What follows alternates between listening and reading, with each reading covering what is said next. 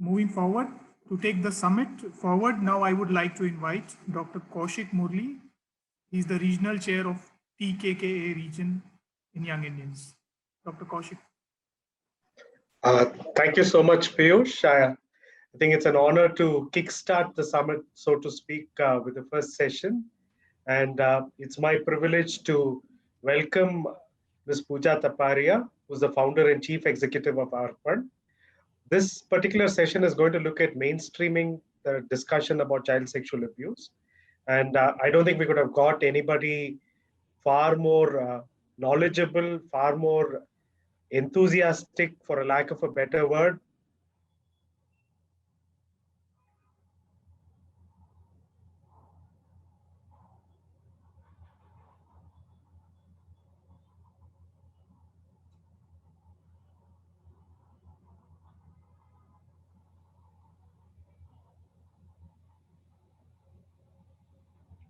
Piyush, can you hear me?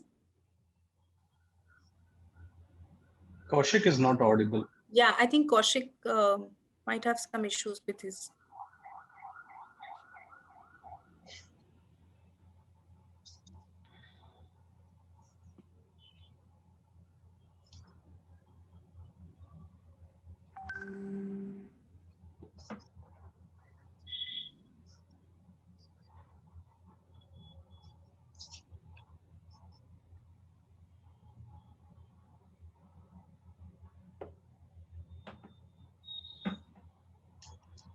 I'm so sorry about that.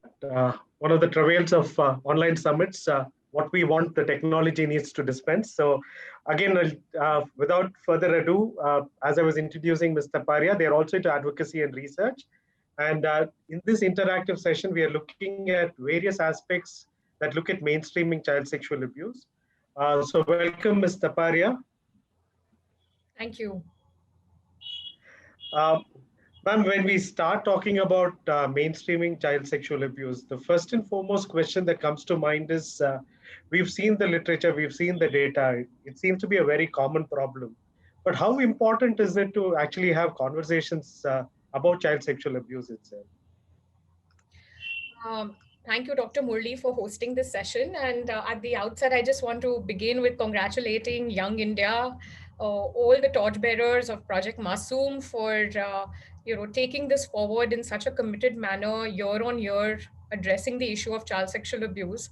This is very rare to see. And so I'm extremely pleased and really appreciate the commitment that you all have to make sure that we are able to prevent child sexual abuse and do what is required for that. So big congratulations, and glad to be a part of this summit. Glad that ARPAN's been a partner with you as well, and we look forward to continue to work together. I think it's extremely important that we keep doing this work. Mainstreaming conversations on child sexual abuse are critical because if we don't talk about it and if we keep brushing it under the carpet, it is not going to come to light. In any case, children are very shy and to talk about experiencing sexual abuse. They're scared because they believe that nobody will believe them if they talk about it. They are scared that they will be blamed, that it's because of you. And so in any case, there's such a silence around it. Adults don't talk about these topics because there's such a taboo around it. And therefore, if we have to open up and mainstream these conversations, only then will it really help highlight the issue and actually understand what is the incidence of it. Because honestly, sometimes I look at the statistics and I feel that it's happening much more, but we really don't know how much. So I think that is really critical. And just like we talk to children about crossing the road, we teach children to stay away from fire. I think if we can just normalize that sexual abuse is also one of those unsafe things, then it becomes a part of those conversations that we require it to be. The other thing I think is also that and the what children tend to pick up is from the conversations that happen as they grow up, right? For instance, to give you an example, when a child is 2 or 3, we start teaching children names of body parts, right? These are the ears, these are the eyes, these are the nose, these are the lips. And as we go down, we completely skip the genital area and go on to legs. So the child is picking up at that age itself that, oh, I'm not supposed to talk about this, right? And that's when, the whole silence and the shame around it starts building. So I think those conversations are really important. So again, that kind of leads on to my next question, saying that at what age is there like an appropriate age you have this conversation, or when do you actually start this conversation at home? There is no magic age, really, frankly speaking. I think you can just start at 2 3. Whenever you start teaching children names of other body parts, you teach them the names of private parts. This is a penis, this is a vagina, this is an anus. And just mainstream that, because if you empower children with giving them the correct vocabulary, they will use that and report to you if they are hurting over there, if they are itchy over there. They'll be able to exactly tell you what's happening over there. So I think just starting at whatever age that you start having body conversations, just start. I don't think we just need to hesitate about this, because it's never too late. And if you're still feeling inhibited, okay, maybe wait another year or two if you want, and start whenever you feel comfortable about it. There are lots of books available now to aid. So I understand when parents feel baat kaise kare, how do we talk about it, everybody feels challenged on this topic. But there are lots of resources that are there that you can use. A lot of Arpan's resources are there, catering to different age groups that one can access. And then that those can be aids to help you have the conversation. I think what you shared about the resources is really critical, because, like you say, subject, how can we even talk about this? So apart from these resources, is there any other way we can overcome this cultural inhibition that we have? Uh, I think what the media has done, I think, has been fantastic, because I think a lot of cases of sexual abuse have got reported and highlighted in the papers, which has made, I think, people more accepting of the issue that, yes, this happens. What's also happened is, thanks to Indian film industry, movies have been made which have also highlighted the issue. And so I think some change I do begin to see, that people are now more willing to accept that, okay, yes, this happens. In comparison to 10 years ago, it was met with a lot of denial that, no, this doesn't happen, or it happens in the poor communities only. But when Kahani to Monsoon Wedding, for that matter, the first movie, then Kahani to Highway, I Am, I think these are all movies that brought forth that, this is not about a particular socioeconomic strata. It's happening everywhere.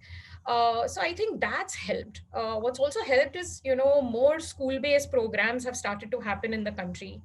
And I think that's helping. Government's been doing some initiatives at some levels, like there's the POXO awareness that's been happening. But I still do feel that there are a lot of stereotypes we need to, fight against. One of them being, and I'm a big advocate of this, is that it happens to boys too. And this is a big, change in mindset that's required. Everybody thinks that it happens only to girls. Boys ke saath nahi hota. We don't give any space for boys to speak up. These, the bias is that, oh, you're supposed to be strong, you're supposed to manage. But I just think that's so unfair. And if you see the statistics, boys are equally vulnerable to sexual abuse as girls, and every study will show you that. So I just feel that, these things need to be highlighted again and again, that we need to protect our boys, and for that matter, any gender. Children, all children per se, irrespective of gender, need to be protected from sexual abuse. So I think that these kind of conversations will help bring that cultural change to happen. I'm talking of culture. In India, a child comes, you tend to go pinch their cheek, give them a hug. Uh, Almost giving a kiss to a small child is almost second nature to all of us. Yes. Now we are now talking about safe touch and unsafe touch. So how do you actually help a child determine that something is very innocent and something may actually be unsafe? So how do you actually teach the child? At Arpan, we've devised lesson plans right from grade 1 to grade 10. And we've also, in the midst of finalizing our pre-primary curriculum, what we've done is we've focused on child rights, telling children about what their rights are, help building their self-esteem, and, helping them understand each child is special and unique. And then we go into teaching them personal safety rules. These rules become guidelines for the older children because at adolescent age, you don't want to follow any rules. So we teach them as guidelines. And the attempt to, through these lesson plans, is to help them understand what are private parts, uh, give them the vocabulary for it, and basically tell them that, look, it's never all right for someone to look, talk, or touch your private parts, except to keep you clean and healthy. If such a thing happens, say no and get away, and tell a trusted adult. And then we help them identify who are their trusted adults. And what I think is very key is the rationalization process that we need to do with children. I don't think it's enough that you just show a video to a child. We need to be able to assess whether a child is learned or not. And so the interactive session that we do is very, very critical towards that. And so like we help them identify trusted adults. We help them understand who can they go to. Uh, and also remember telling them that, if one trusted adult is not helping you, go to the next one. Keep telling till you get the help you need. And the most important rule, that it's never your fault. If you've experienced something like this, if you've experienced sexual abuse, it's never your fault. A child never asks for it. And we know that how much children and adolescents can live with the guilt, the shame, the trauma of it. And just knowing that it's not my fault does a lot for the well-being of children. What we also believe is healing is very important. It's not enough just to tell children what is personal safety. We need to enable spaces for disclosures. We need to enable healing. At Arpan, we have a model where lesson plans happen. We do individual sessions with children to give them a platform to disclosures. If disclosures happen, we intervene to make sure any ongoing abuse stops. And then there are therapists, qualified people doing the healing process with the child. We use different therapies that work in enhancing and healing and enhancing well-being of children. We've seen reduced anxiety, shame, guilt, sadness, pain, anger as therapy continues. So these are the personal safety messages that we teach children. But it does begin with those pinches and those hugs that you spoke about, Dr. Murli. But respecting children's likes and dislikes, therefore, I think is important. घर में aunty आई है, चलो बेटा उनको हग दे दो. अरे but aunty तुमको सिर्फ हग ही तो देना चाह रही है. पर अगर वो बच्चा नहीं हग करना चाह रहा, तो let's respect that. It starts from those simple things, and be okay that, all right, if you don't want to hug the auntie or the uncle or whoever, it's fine. So I think it just starts from those things, because I know ki hamare yahan, this is a lot that, you have to do this. So, but it's, I think, important to do that. And, I saw in your presentation that Ms. Agarwal made, where you're looking at making it a part of curriculum.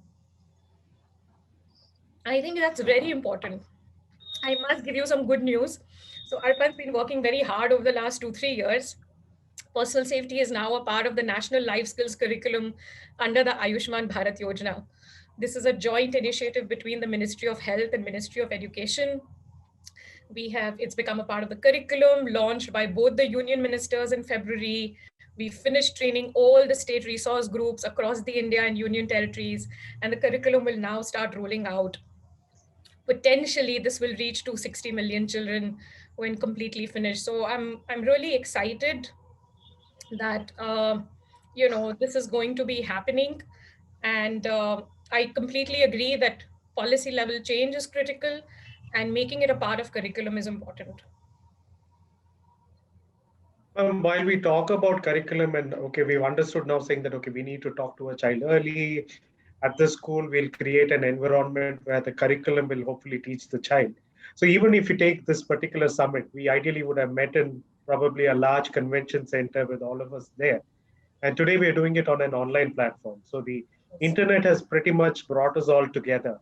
At the same time, it has brought in its own set of challenges. So I just read a newspaper report that through the COVID lockdown, there has actually been a surge of online exploitation of children. So again, when we are talking about mainstreaming, how do we actually look at online safety from that perspective? Very good question, Dr. Murli. Online safety is a very important aspect that we do all need to pay attention to. Since the lockdown has happened, at Arpan, we've been doing webinars left, right, and center on online safety, just giving simple tips and do's and don'ts to parents and teachers so that they can, sort of be vigilant and teach children what are some do's and don'ts on the internet.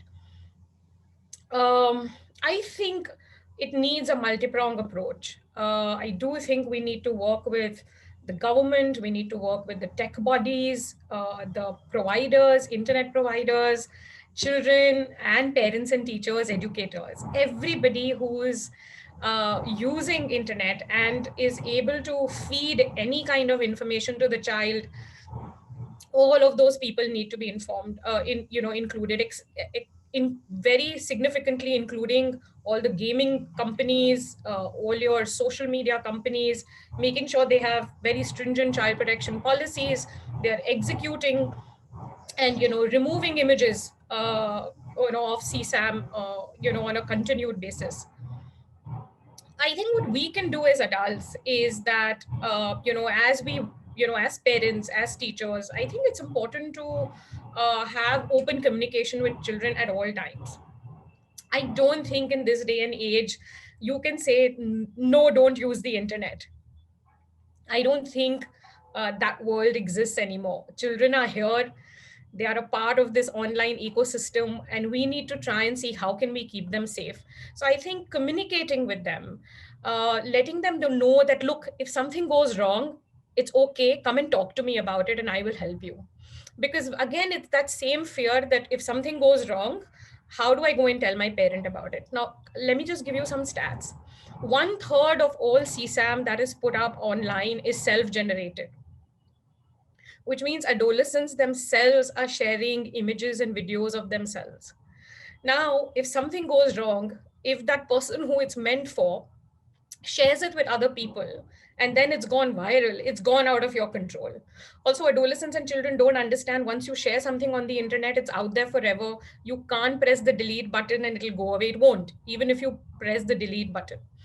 And I think letting them know these things therefore becomes really critical, and giving them that space that, look, if something has gone wrong, come and tell me about it, and I'll help you.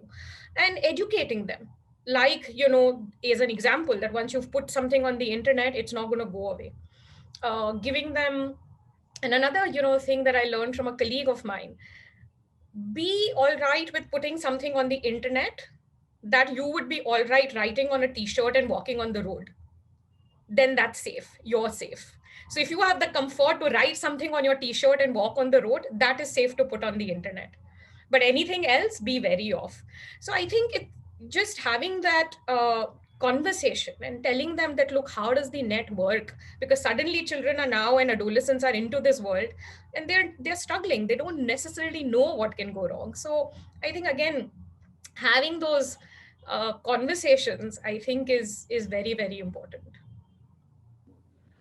You've shared some fabulous news telling us that 60 million children across schools in India are going to, as a part of the structured curriculum, actually be taught aspects about CSA and how to be safe. So Arpan as an organization has worked extensively in schools. What actions or initiatives, according to you, have worked, which we could again draw on with our other partners and encourage them towards mainstreaming this? I think number one, I would say, is motivation. I think we have to motivate our people to go do this. It might seem very daunting, but if you can sort of break it up into simple steps and say, look, we first do this, then let's do this, then let's do this. If you break it up into simple steps, this is an issue that can be addressed. And I think we need to inspire and motivate our people to do this continuously and take it forward. Sorry. So I think motivation is one. Second is, I think, I feel programs work well when they are holistically designed. And so I think parents should definitely be a part of this program. And I know that you all work with parents as well. So I think definitely keep that as a part of your program as well, where it's just not training teachers, but making sure that we make parents aware and give them the skills to protect children from sexual abuse. It's very important that, look, no matter what personal safety that we can do with children, the onus of protection lies on us adults. Children can participate in their safety, but the onus of protection is not on children. So I think making sure that we clearly understand that what is the role each of us are playing, I think is very important. The other I would say is that create a model that just doesn't stop at prevention. Creating spaces for children for disclosures, for sharing their stories, their experiences, and supporting them. I think that's very, very key. So think about how that model can, be, executed on. The other thing about is that adults have their own struggles. And I think having empathy at the core can really help. So, sometimes teachers feel ki, oh, this is extra work. We've been trained to teach geography, science, maths. We've not been trained to teach life skills like personal safety education. Why are you expecting this from us? It's right. It is an added expectation, yes. But if you won't do it, who will? So, can we work in an empathetic manner with you in a partnership? Yes, we understand this is additional, but look, this is really important for children, because if children are experiencing severe trauma or any kind of trauma due to sexual abuse, in any case, that child is not going to do any better in academics. In fact, the academic performance will be affected. So, well being of children is completely related to your academic performance. So, let's take on issues that affect the well being of children and address that. So, and similarly with parents have their struggles, their issues. They might think something else is look more important for me. Why do I need to do this? Again, yes, we understand, but let's work on this. This is important too. So I think just having that understanding and that empathetic approach, I would say is very important. And yeah, I think linking to that, being respectful of everybody's opinions and being persistent. Honestly, if there's something that's kept us going, to do this work for 14 years now, having done personal safety and training close to 300,000 children and parents ourselves, I think what's kept us going is the perseverance. We just have to be at it, not give up, and make sure that we keep doing what is required, keep doing what is right, keep doing what is in the best interest of children. I think kudos to you and your team and the inspirational work that you're doing. We have last about a couple of minutes. So before we let you go and I hand you over to the next session, in the typical style of the online talk shows that we see, we'll have a very quick rapid fire. So I want you to very quickly tell what's at the top of your head. So All what right. is the number one challenge that you find in mainstreaming CSA? Sometimes the lack of motivation, as it appears like a very daunting issue to people. Okay. My second question, again, closer to home. What is the one aspect that you have enjoyed working with us at YI? Your commitment to address the issue of child sexual abuse. I'm very impressed and applaud the entire Young India team. Now that you've patted our back, I think my third question to you is, what is that one thing you would like us to look at from Masoom in the coming year, 2021, as we are just at the threshold? Every school that every city chapter of Young India is working in is teaching personal safety education to children, creating awareness and training parents and teachers. And every child that you are in touch with knows personal safety. I think that really is important. And if you could do that, it would be kudos.